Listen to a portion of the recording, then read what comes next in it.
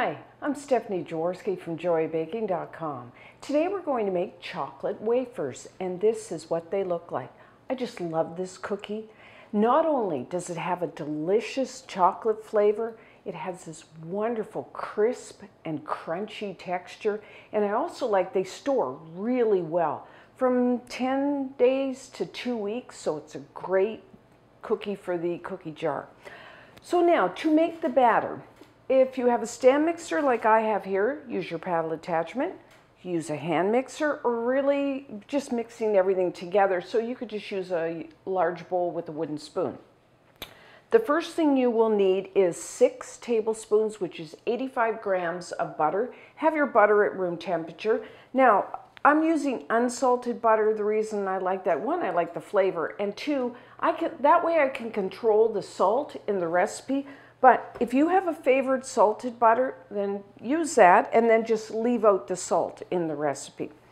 So next, you will need 2/3 of a cup, which is 135 grams of light brown sugar. Now, if you're using a measuring cup, if you've seen any of the videos, you know I recommend weighing, but if you do use the measuring cups, make sure, especially with brown sugar, you pat that sugar down, because as you can see, it's very light in texture. Put that in there, along with a 1/2 cup, 100 grams of the granulated white sugar, and then I'm adding 1 teaspoon, 4 grams of pure vanilla extract. That's for flavoring. If you don't want like a mild vanilla flavor, you can just leave that out. So now I'm just going to beat this on medium-high speed, just until everything gets mixed all together, and then we get a little bit of air in there, lighten up that mixture.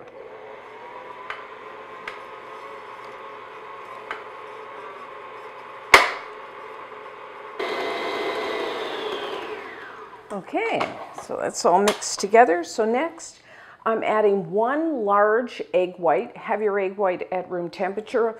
That's about 30 grams if you weigh. And I'm just going to beat that in.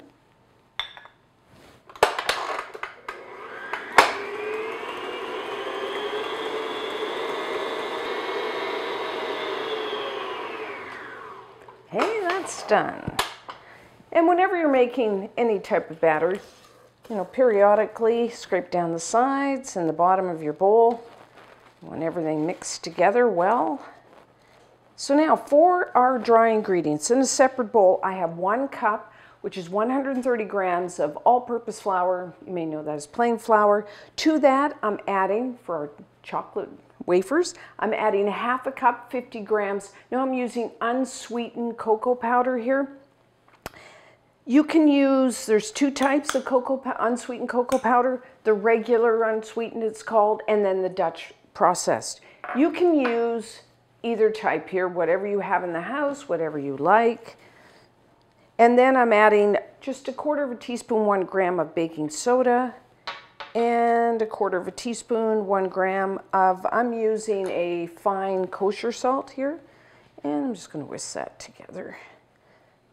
Now, like with chocolate, with cocoa powder, it's going to flavor depending, your cookies, depending on whether you're using the regular unsweetened or the Dutch process. And then your flavor will vary depending on the brand of each of those. So, that looks good. And we'll just put that in there. And then I'm just going to do this on low speed. Mix until everything's mixed together. You want to start on slow because you don't want that mixture coming up in your face.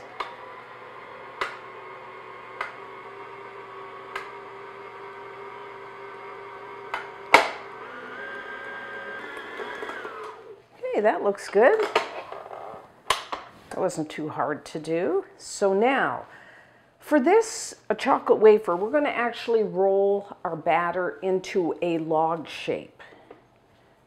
So, it's kind of nice. They're called like a slice and bake cookie. It's nice and handy to have. Okay, that looks good. I'm just going to do it right on my counter.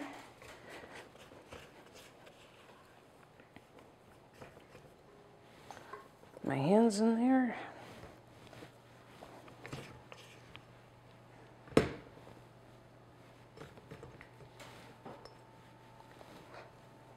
Okay.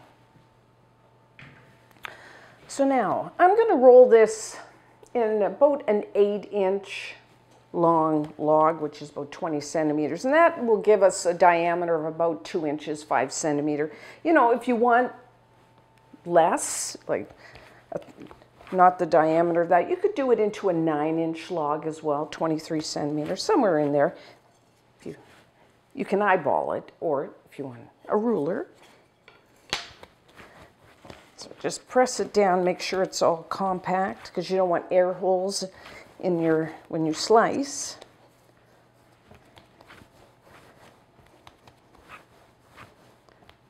If there's one thing, to me, this is the most challenging part, to try to get that into a perfect round.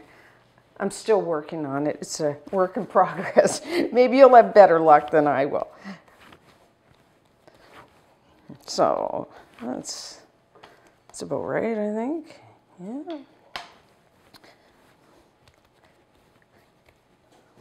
So what I find is it's kind of soft. So I'm going to wrap it in, I'm using plastic wrap. You could use parchment paper, you could use wax paper, you could use foil.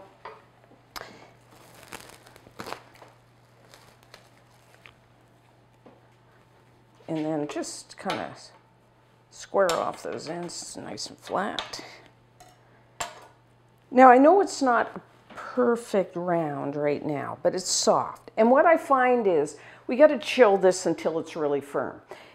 And when you put it in the fridge, it kind of settles down, you know, flattens out. So what I do is I'm going to roll this up, get it into a, you know, fairly nice round. Roll it up, and I'm using plastic wrap here, like so. Just twist the ends. I'm going to put it into the refrigerator. And then after it starts to firm up, maybe a half hour to an hour, I take it out and then I roll it again, and then it's more firm and I can get a better round shape. And you can do that until you get, if you are really a perfectionist, to get it perfectly round. So, and then after that, you need to chill this until it's really firm. You know, that's going to take several hours. You know, a lot of times what I do is I make it and then chill it overnight, so then I don't have to keep checking it. I know it's nice and firm. You could also, once it's chilled, you could put it into the freezer and for a month or so, if you wanted to do that, and then when you're ready to bake off the cookies, just take it out of the freezer. So either way, so that's what I'm going to do, and then when we come back, we will bake off our chocolate wafers. So once your cookie log is really cold and firm, we will bake off our cookies. So you need to preheat your oven to 350 degrees Fahrenheit, which is 180 degrees Celsius, and you will need a baking sheet. I've lined mine with parchment paper, but you could just lightly spray it or even lightly butter it. And then the thickness of our cookies, I do about 1/4 of an inch, about 1/2 centimeter. You could do a little thinner if you want, a little thicker. And to slice your log, I use a ruler, and I just put my ruler on top and make little notches where I need to cut all the way along, and then I just cut, sharp knife, straight down, hopefully.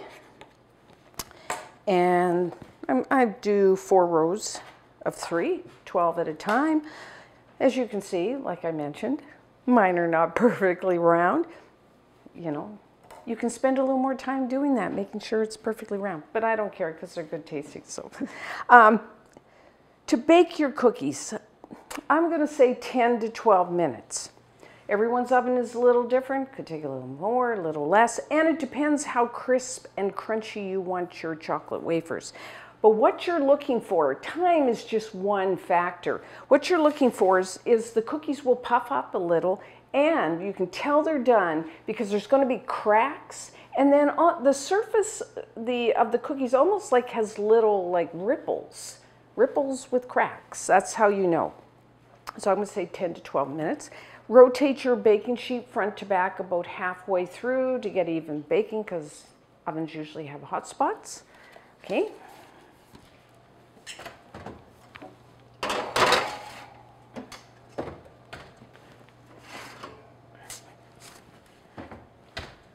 Okay, so our chocolate wafers are done. So put your baking sheet on a wire rack.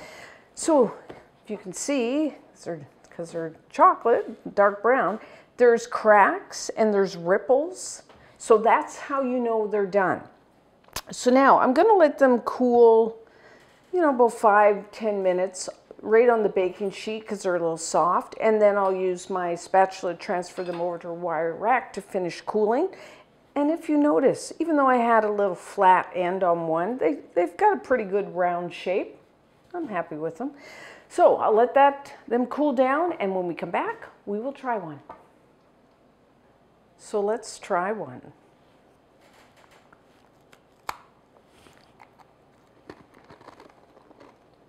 I don't know whether you heard that. Really, really crunchy.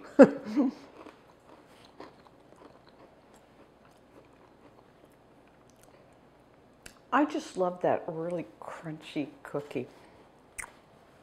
And it has such a nice chocolate flavor. For reference, I use the Dutch process cocoa powder, unsweetened cocoa powder, kind of like my favorite. But it's excellent. You know, they're really good. They store well, say 7 to 10 days, maybe even up to 2 weeks.